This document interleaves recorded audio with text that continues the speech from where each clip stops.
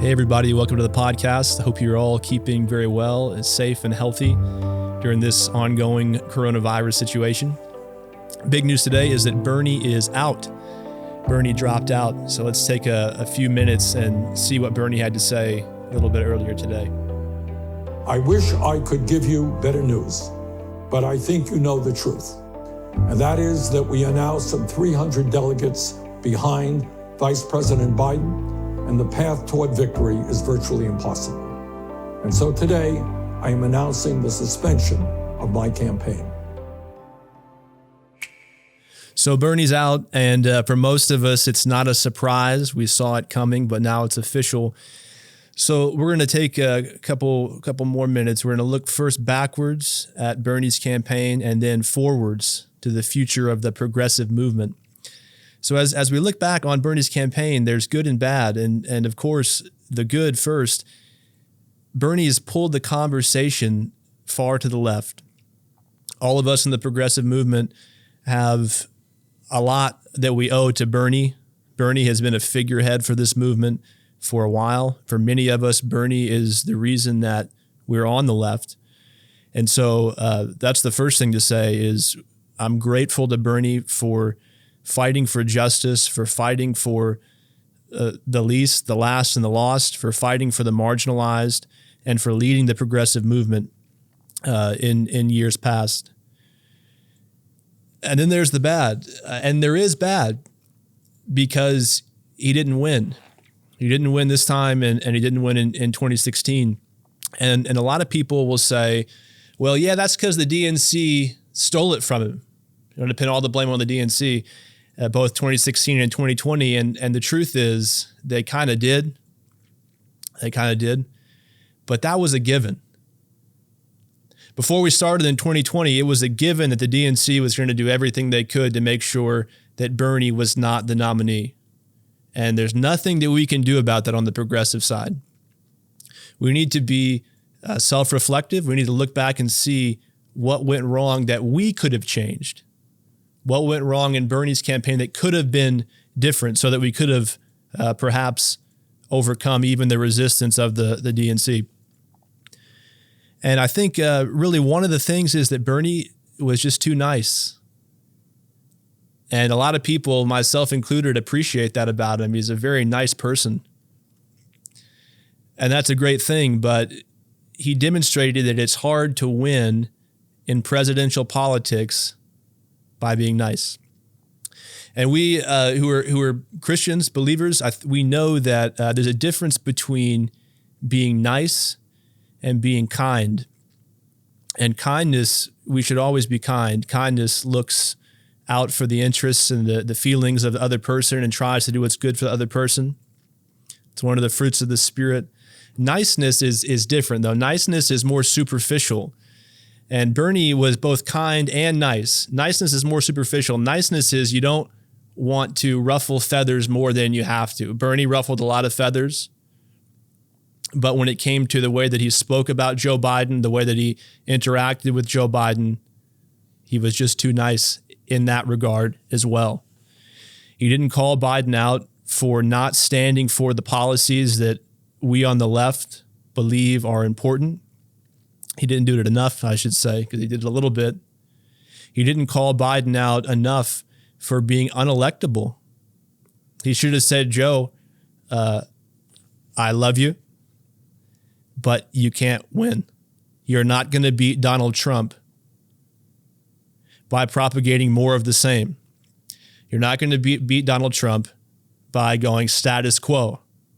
And that's who Joe Biden is. He's status quo Joe. And there's a chance he might beat Trump, but I don't think there's a good chance. It's very unlikely. So Bernie didn't win, I think, because he was just, on the one thing, it's just he was too nice. And another thing is that he didn't sell it well enough. Polls have shown consistently that the American public is in agreement with Bernie and the left substantively on policy after policy. It includes Medicare for all. It includes a lot of things. But for some reason, they still didn't vote for the candidate who supported those views that they said they believed in.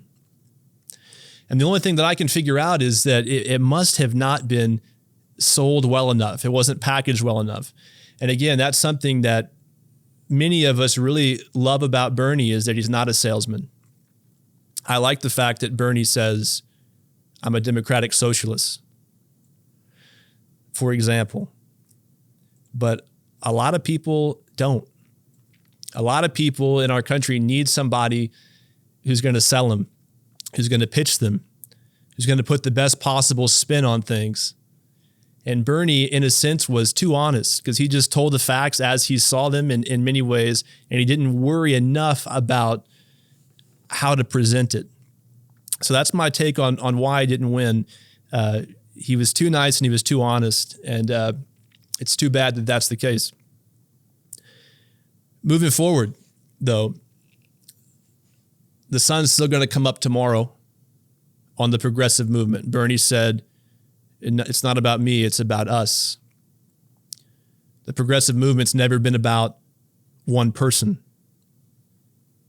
It's not over, again, in part because Bernie has pulled the conversation to the left. So the future is bright, even though Bernie is now out. The future is bright. People agree with the left substantively. We have a lot of down ballot races upcoming where there's progressives that are running. So I'd encourage you, in your state, if you're on the left, you're a progressive, don't give up. Look at the down ballot races and see if there's a candidate that supports a progressive agenda that you can still vote for. Going forward, we need probably, I think, to, again, package the message better. We need to put a better spin on the message so as to win over more of the American public. And again, I love the fact that Bernie said, I'm a democratic socialist. But if we have to stop saying that, if the next candidate or the next leader of the movement has to say it some different way, then so be it. For me, and for those of us who come at it from the perspective of the Christian left, what is most urgent is not what we call ourselves. It's not the titles that we appropriate. What is most urgent is addressing the needs of people who are suffering, who are struggling, and there's so many of them in our country. So if we need to use different language, maybe I've heard another podcaster say that maybe what would help would be to demonstrate that this movement, the progressive movement, is American. It's patriotic in a sense. There's a long history of progressivism in American history, and great American heroes like Dorothy Day, who we talked about last time, like MLK, who we're going to talk about this time, were progressives. So we shouldn't let the people on the right have that narrative or get that point that we're the patriotic ones. We're the ones that are really American, and you guys on the left, you're more Russian than American, or whatever they would say. It's American to be on the left. It's patriotic to be on the left, because being on the left is a way of loving our fellow countrymen, of loving our fellow Americans. So we're still left now with Biden and Trump. Bernie's out. Biden's going to be the nominee. It looks like, unless something dramatic happens, it's going to be Biden versus Trump. And so we're left with this question in the meantime, what do we do now that it's Biden versus Trump?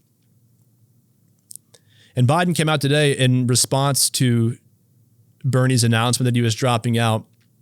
And I want to share just a little bit about what he said in response to that announcement. So Biden released this statement, and he said a lot of things.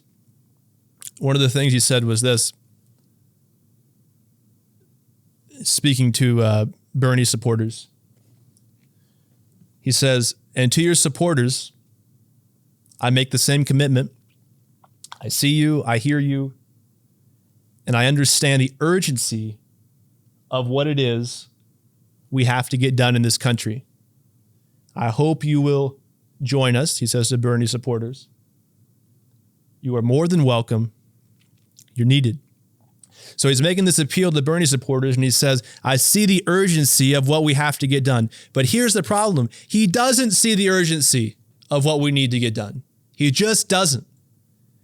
And there's probably no better way of illustrating that than to remind you of when Biden essentially said that he was going to, if he was in office, if he was president, and by some miracle, if in the way he said it, if Medicare for All came to his desk as president, he said basically it's pretty likely that he would veto it.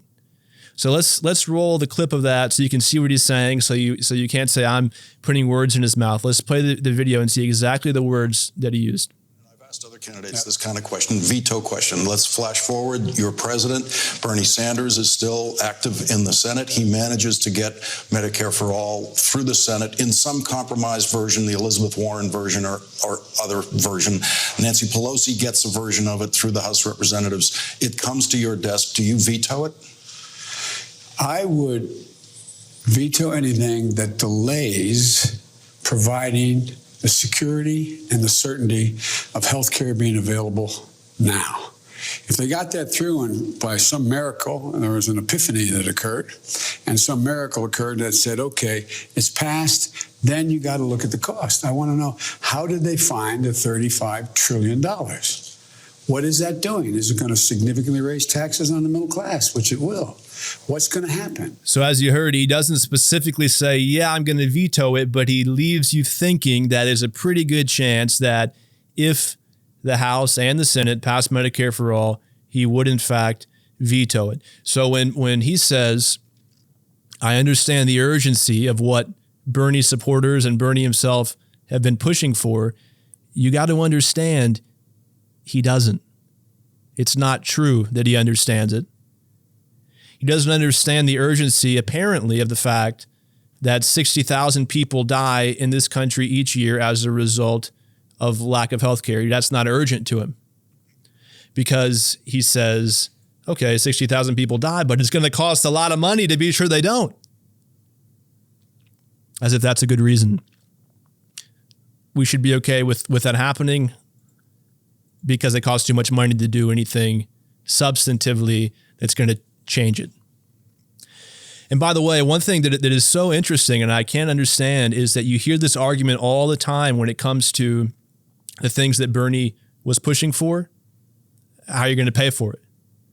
Over and over again, you hear that. But the funny thing is, you can go to Bernie's website, berniesanders.com. I don't know how much longer it's going to be up, but as of now, it's still up. And Bernie lays out how he's going to pay for it. Very specifically. So this question of how you're going to pay for it, first of all, is crazy when it's a question of lives being lost. Don't say you understand the urgency and then say, yeah, but we really can't do much to change it. I know Biden has his own health care plan. It's not really a substantive change or a substantive move forward from what we currently have. Don't say you understand the urgency if you don't understand the urgency, number one. And don't say, how are we going to pay for it when the person who's pushing it tells us how we're going to pay for it. So what do we do going forward? I can't, nor would I want to tell anyone how to vote, but I can't vote for Biden. Not voting for Biden. Why would I vote for Biden? Biden does not stand for the things that those of us who are on the left stand for and believe in, so why would we? You hear claims from the Democratic Party, the Democratic establishment that we got to get behind Biden because he's the nominee. To me, it doesn't matter if there's a Democrat or Republican in the White House. And there's a lot of people who feel the same way on the left. I'm not fighting for a Democrat to be in the White House. I'm fighting for somebody who's going to care for the poor and the marginalized and the least and the last and the lost. And if that person has an R before his name, that's great. I'll go for that person. If that person has a D before his name, I'll go for that person. But if that person is not fighting for those things, it doesn't matter if they have a D or if they have an R. I'm not voting for him. So what should we do? I can't tell you, again, how to vote. I can just tell you I'm not voting for Biden because I don't know why I would.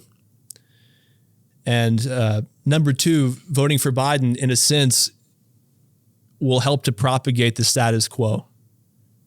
It'll help to keep things going as they have been going. The Democratic Party thinks that they can keep doing what they have been doing, which is to take the nomination from the progressive candidate or fight against the progressive candidate, and that those who support that candidate will ultimately fall in line behind the candidate of their choosing. In this case, it's Biden. So I think it would be a mistake to do that. It would help to prop up the status quo, help to prop up the establishment, and that's the last thing that we need to do.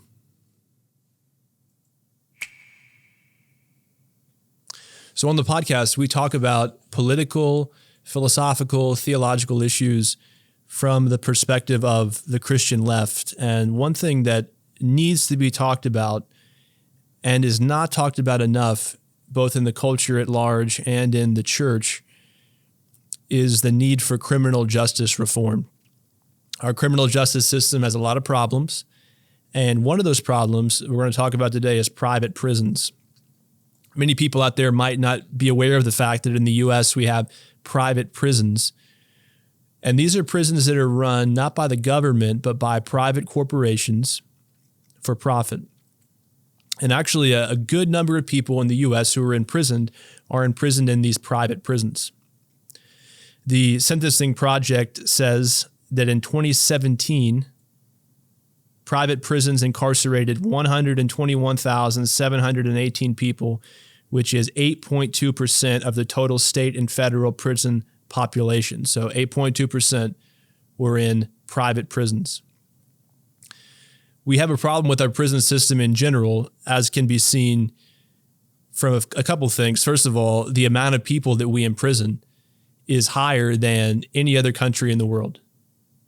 So why would that be? Is it the case that more Americans are criminals or have criminal tendencies than do people who live in other nations? It's probably not the case. Another problem is the recidivism rate. The recidivism rate is the rate at which people who, having left prison, having been released from prison, ultimately wind up back in prison. So it's high. So there's problems with the prison system in general, but this problem of private prisons brings things to a whole nother level. It's a problem that we have private prisons. Why is it a problem? Well, it's a problem because it incentivizes people, namely the people who run and represent these private prisons, to fight to see more and more people locked up for longer periods of time and to treat them worse while they're in there. So there was a story in, I believe it was Pennsylvania, and this was a story about a juvenile detention center. And in this juvenile detention center, it was found that the people who ran this center had actually paid money to a judge in order to sentence them to time in this detention center for petty crimes, like, for example, shoplifting DVDs or failing to appear at hearings. And they said they were never notified of the hearings, but they didn't show up to the hearing. And they wound up in this detention center. And it was, again, discovered that it was because two judges had accepted money from these people. So these private prisons actually have lobbying groups. One is called the CCA, the other, the GEO group. They lobby politicians to do things that are in their interests, namely to send them prisoners, to keep prisoners flowing in their doors. I would think, hopefully, that anyone can see why that's a problem. That some people, it's in their vested interest and are fighting for having more and more people in prison or juvenile detention centers in a country where we already imprison more people than anywhere else in the world. And then, once they're in prison, the circumstances of those in these private prisons are not good. Because again, a private prison is a corporation, so they want to maximize revenue. That means they're going to fight as much as they can to get more and more people in their doors and to keep them there. And they want to minimize their costs. That means wherever they can find a place to cut corners within the prison, they're going to take that opportunity. So there's a story that came up in the New York Times that described the circumstances in one of these private prisons. In this case, it was in Mississippi. And I want to share with you what that article reported. On the witness stand and under pressure, Frank Shaw, the warden of the East Mississippi Correctional Facility, could not guarantee that the prison was capable of performing its most basic function. Asked if the guards were supposed to keep inmates in their cells, he said wearily, "They do their best." According to evidence and testimony at a federal civil rights trial, far worse things were happening at the prison than inmates strolling around during a lockdown. A mentally ill man on suicide watch hanged himself. Gang members were allowed to beat other prisoners, and those whose cries for medical attention were ignored resorted to setting fires in their cells. So many shackled men have recounted instances of extraordinary violence and neglect in the prison that the judge has complained of exhaustion. So again, the situation for these people once they're in the prison is terrible. And how could it be any other way? Because the prison is a corporation. So they're going to cut corners. They're going to have less guards. They're going to just generally do whatever they can to keep their costs down. Making a profit off of people's freedom and rights being taken away and deprived is immoral. It's unjust. It's not what Christ would do. Is there anyone out there who thinks that if Christ himself were on earth right now, he would say, yeah, we should really privatize the prison system. And in fact, let's privatize it more. Is there anyone who thinks that Christ would be okay with people profiting off of people being deprived of their freedoms and their liberties? And not only that, but while they're being so deprived, being treated terribly, being treated essentially like animals. Now, some people, including many people who are Christians and who claim the name of Christ and to follow Christ, actually would probably say yes, especially to the latter thing. That is, they would say, yeah, if somebody's in prison, then they deserve whatever they get. These people that are in prison that are killing themselves, that are allowed to be beaten by the guards because they're understaffed, because they're a private prison, it's great. They should be, because after all, they're criminals. So they deserve it. Was that the attitude, though, of Christ towards prisoners? No. Jesus said, I was naked and you clothed me. I was sick and you visited me. I was in prison and you came to me. Jesus says that when we face him at the judgment, we're going to be rewarded and judged in part on how we treated prisoners, whether we came and visited those who were in prison. There's no justification from the Christian perspective for mistreating or supporting or going along with or being okay with the mistreatment of prisoners, and saying they deserve it is not a justification. And the reason why it's not a justification is because we too deserve punishment from God because of our sins. But nevertheless, God did not punish us for our sins. He forgave us and gave us grace. So how can we who are Christians be okay with there being private prisons where people make a profit off of depriving others of their rights, and where people are mistreated, treated like nothing more than animals?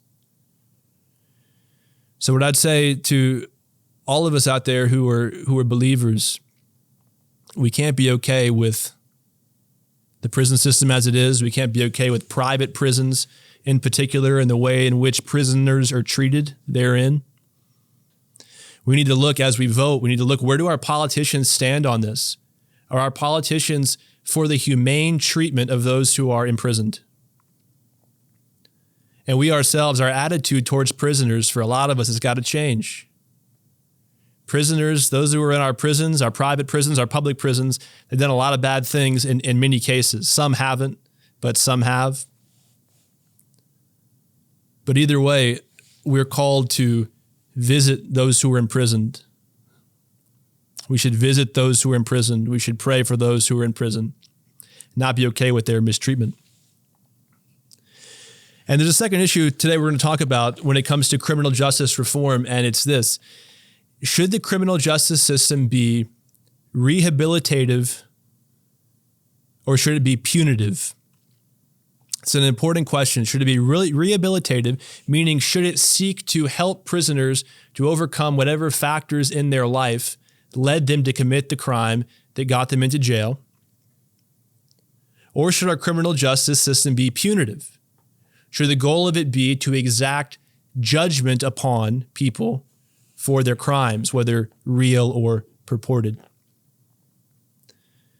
And I would argue that Christians actually cannot support a punitive criminal justice system. We cannot ask our criminal justice system to punish those who have committed crimes. And the reason for that is a couple things. I'll make a couple arguments for why. The first I just mentioned a few minutes ago. First of all, we who believe in Jesus Christ believe that we are criminals in the eyes of God because of our sins, and yet we've been forgiven. He didn't punish us. So if God didn't punish us for our sins, how can we say to our prison system, you better make sure you punish the guys who are doing bad things?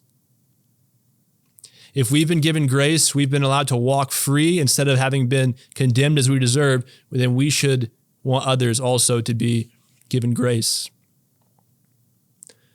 So that's one thing. And the second thing, another issue is science more and more so is showing and is coming to a consensus of determinism when it comes to human agency.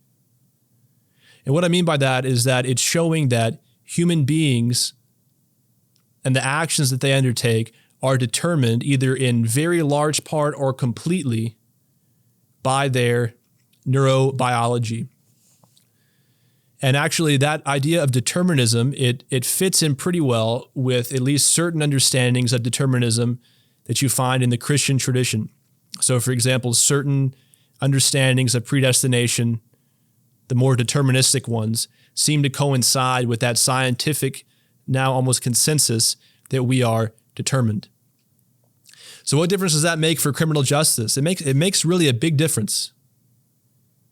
If a person does what they do because they were determined to do so by factors outside of their control, namely their neurobiology, by their upbringing, and if we look at it from a spiritual perspective, their slavery to sin, if that's the case, then it makes a lot more sense to view them not so much as perpetrators to be punished, but rather as victims to be rehabilitated. So because the gospel tells us that we were criminals who have been pardoned, and because science and some of the Christian tradition at least speaks of the determination of our actions by factors outside of our control, we as Christians should be fighting for a criminal justice system that is rehabilitative rather than punitive. And so my question is, which one do you think we have now? Is our criminal justice system first and foremost trying to rehabilitate people, or is it trying to punish them? I think the answer is the second. Donald Trump, when he was talking about the Jussie Smollett case not long ago, he said this. He said, dangerous criminals must be punished to the fullest extent of the law. And Joe Biden, by the way, is no better. He seems to feel exactly the same way. As Christians, we have to fight for a prison system and a criminal justice system that seeks to rehabilitate criminals, not punish them. So one thing we're doing on the podcast is trying to highlight for you some heroes of the Christian left. Many people, for them, it's still an oddity to think that there could be such a thing as a Christian who politically is on the left. But the truth is that there's a lot of them. There has been a lot of them throughout history, and a lot of them even right here in the United States. And one example of such a person is Martin Luther King Jr., somebody who is universally revered on both the left and the right. And there's a Martin Luther King Jr. that we all know, and that can be summarized by an article that we got pulled up here. So here's just a summary. Martin Luther King Jr., born January 15th, 1929, died April 4th, 1968, was an American Christian minister and activist who became the most visible spokesperson and leader in the civil rights movement from 1955 until his assassination in 1968. King is best known for advancing civil rights through nonviolence and civil disobedience, inspired by his Christian beliefs and the nonviolent activism of Mahatma Gandhi. And of course, many of us know Martin Luther King from his famous "I Have a Dream" speech.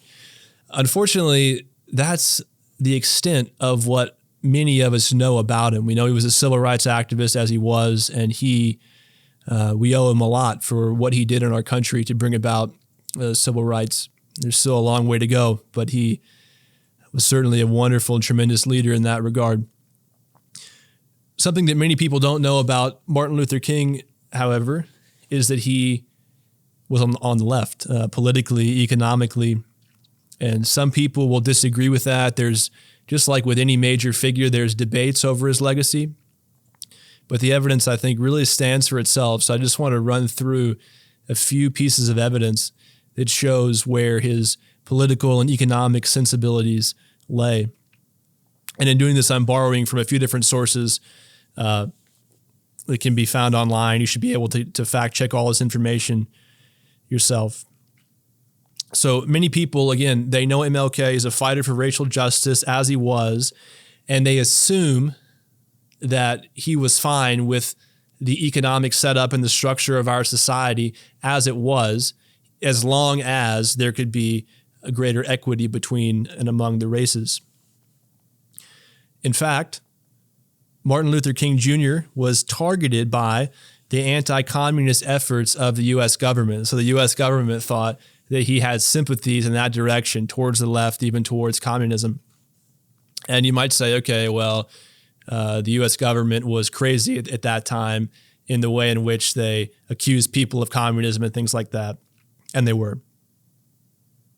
But it's also true that their belief that King was on the left was not without basis. Certainly among his friends, he was close with many people who were socialists, members of the Communist Party. But it wasn't just that. He himself, in his own writings, said a few things that are of note and that many people would be surprised by. In seminary, he said this, quote, "Capitalism has seen its best days in America, and not only in America, but in the entire world. It has failed to meet the needs of the masses." In 1951, he said capitalism is, quote, "like a losing football team in the last quarter, trying all types of tactics to survive," unquote. In 1966, at a retreat in South Carolina, he argued this, quote, "Something is wrong with capitalism." And he pushed for something like the Scandinavian model of social democracy. In 1967, he said that the civil rights movement needed to look at the restructuring of American society as a whole and questioned capitalism. William Rutherford famously, but again, many people don't know it, said that MLK once told him, quote, "Obviously, we've got to have some form of socialism, but America's not ready to hear it yet." MLK was a fighter for racial justice. He was also a believer in economic justice, and he did not believe, it seems, that capitalism was able to ensure economic justice for all, or even, it seems, for most. He was probably right when he said in the 60s that America's not ready to hear it yet. but I hope we're ready to hear it now. And I hope those of us who are on the left will take heart, be encouraged, especially those of us who are on the Christian left will take heart and be encouraged by the fact that there are many people who came before us, before our time, who perceived a connection between their faith and the fight for economic justice, social justice in our nation and in our world. I want to thank you all for joining us today on the podcast, and want to encourage you on a day that might seem to some on the left and the Christian left like a dark day, the day that Bernie ended his candidacy. I want to encourage you that the future is bright for the progressive movement in the United States. And we're going to keep going. We're going to keep fighting for justice for the least, the last, and the lost. And hope to see you again next time on the podcast.